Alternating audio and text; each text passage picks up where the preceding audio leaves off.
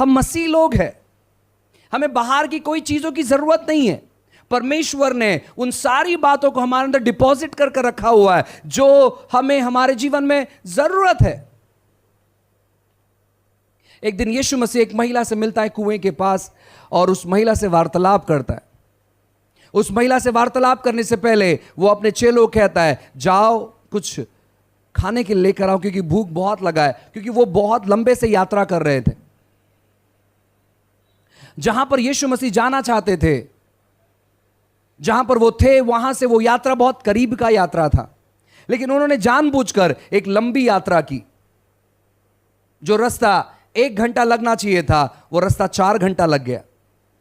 और उसके बीच में वो शमरोनी महिला से मिलते हैं और वार्तालाप करते हैं। वार्तालाप करने के बाद जब वो शमरोनी महिला वहां से चले जाती है, उनके चेले आते हैं और उनके चेले यीशु से कहते हैं, हमने बहुत अच्छा, आपका फेवरेट हमने खाना लाया है, आज बहुत फ्रेश खाना हमको मिला है। और यीशु कहते हैं, मेरा पेट भर चुका है। और वे चेले ताज्जुब है ये सोचते हुए, किसने आपको खाना दिया, आपने इसे खाया क्या? आप आपके कार्यों के जरिए यीशु को तृप्त नहीं कर सकते। अगर आप यीशु को तृप्त करना चाहते हैं तो जो उसने आपके जीवन में दिया है, जो उसने आपके लिए किया है, जब आप उसका इस्तेमाल करना चालू करते हैं, वो आपसे तृप्त होता है। परमेश्वर आपकी कोई भी बातों से तृप्त नहीं हो सकता। वो आपके कार्यों से तृप्त नहीं होता है। उसको आपके कार्यों के द्वारा तृप्त करने का बंद कर दो, क्योंकि वो उसके जरिए तृप्त नहीं हो सकता। लेकिन वो तृप्त कैसे होता है? जब आप उसको इस्तेमाल करते हैं, जो उसने आपके लिए तैयार करके रखा हुआ है।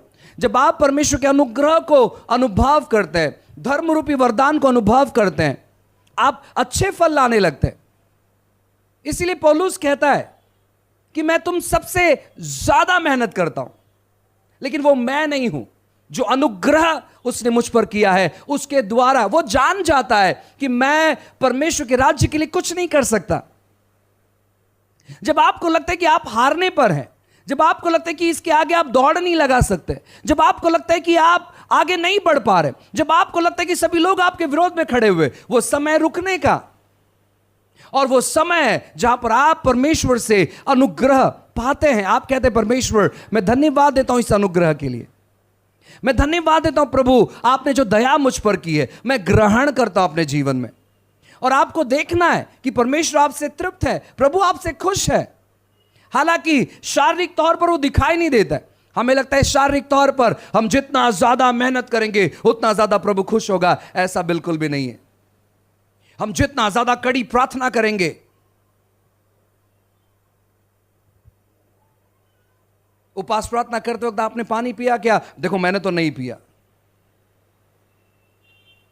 2 जन मंदिर में आते हैं, एक जन कहता है, हो हफ्ते में 1 बार मैं उपवास करता हूं, मैं दान अपना बराबर से देता हूं, दशमांश अपना बराबर से देता हूं। और वो अपने आप को अपने कार्यों के द्वारा धर्मी बना रहा था। लेकिन दूसरा व्यक्ति आकर अपना सर झुकाता है, क्योंकि वो विश्वासी नहीं था। वो कहता है कि मैं पापी हूं। बाइबल कहता है परमेश्वर उसकी प्रार्थना सुनते हैं, स्वीकार करते हैं। मैं आपको कहना चाहता हूं, वो हमारे कार्यों पर इंप्रेस नहीं है। अगर आप सच में प्रभु को इंप्रेस करना चाहते हैं, उसे चीजों को ग्रहण करना चालू करो। प्रभु धन्यवाद, आपने मुझे शक्ति प्रदान की है। जब आप कमजोर बनते हैं, जब आपको दिखाई नहीं देता है कि आगे क्या करना है, आपको समझ नहीं आता है कि क्या करना है, उस समय एक ही चीज करो, परमेश्वर से उस अनुग्रह को ग्रहण करो विश्वास के द्वारा। अगर आप विश्वासी है तो आप विश्वास में बहुत सारी चीज बोलने वाले व्यक्ति बनना चाहिए। कुछ वचन मनन कर लो, कुछ वचन याद कर लो। जब चीजें आपके जीवन में वैसे नहीं होती जैसे आप योजना कर रहे हैं, तो परमेश्वर को शामिल करो। कैसे आप परमेश्वर को शामिल कर सकते हैं? प्रभु के वचन को कहते हुए, प्रभु की बातों को कहते हुए। जब आपके परिवार में एक व्यक्ति के पीछे दूसरा व्यक्ति बीमार पड़ता है, दूसरे के पीछे तीसरा व्यक्ति बीमार पड़ता है, और आपको मालूम नहीं क्यों हो रहा है, ये कैसे हो रहा है, कैसे बाहर निकले, आप प्रभु के अनुग्रह को वहां पर ऐलान करना चालू करो। जो चीजें आप देखना चाहते हैं, जो चीजों के द्वारा प्रभु को महिमा देना चाहते हैं, प्रभु को मौका दो वहां पर काम करने के लिए। एक दिन यीशु मसीह अपने चेलों को सामने बुलाते हैं और सामने बुलाने के बाद एक बकेट लेते हैं, अपना गमछा लेते हैं और उनसे कहते हैं, मुझे तुम्हारा पांव धोने दो। वो कहते हैं वहां पर वो आश्चर्यचकित हो जाते हैं, क्योंकि उस जमाने में बहुत सारे चेले गुरु के पांव धोया करते थे, लेकिन ये पहला गुरु है जो चेलों के पांव धो रहा है।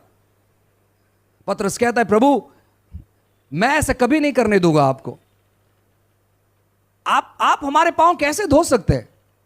यीशु कहता है कि अगर मैं तुम्हारे पांव नहीं धोऊं तो तुम मेरे साथ एक नहीं हो सकते। फिर पतरस कहता है, एक काम करो, मुझे निला दो आप। यीशु वहां पर कहना चाह रहे, अगर तू मेरे साथ एक होना चाहता है, तू मेरे लिए अगर कुछ करना चाहता है, तो पहले मुझे तेरे लिए कुछ करने दे। अगर आप प्रभु के लिए कुछ करना चाहते हैं, मौका दो परमेश्वर को कि वो आपके लिए कुछ करे। मौका दो परमेश्वर को कि वो आपके जीवन में कुछ चीजों को लेकर आए। और कैसे आप मौका दे सकते हैं? परमेश्वर के अनुग्रह को ग्रहण करते हुए।